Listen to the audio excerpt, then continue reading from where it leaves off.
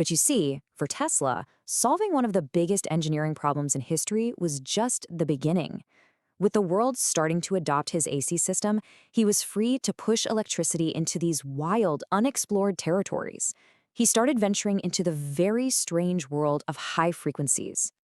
Now, we're not talking about the 60 times a second alternating current in your wall outlet. Oh no.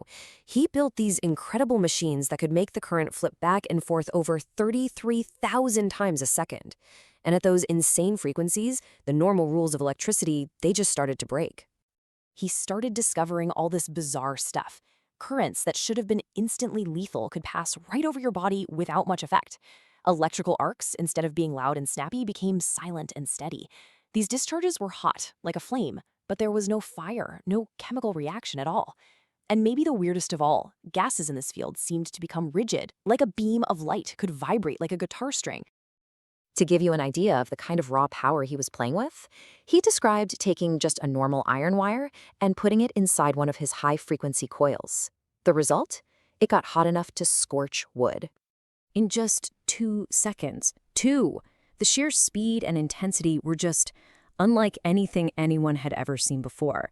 He was taming a force of nature right there in his lab. But all these weird phenomena, they weren't just parlor tricks for Tesla.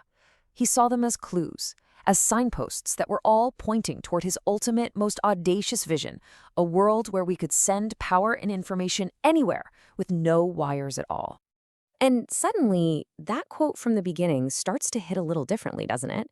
He wasn't thinking about containing energy in a wire anymore. He was thinking about broadcasting it through space, through the air, even through the planet itself. And he proved it.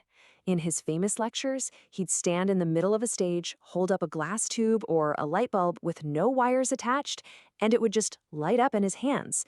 Pure magic to the audience, but to him it was proof of concept. Energy moving wirelessly through the room.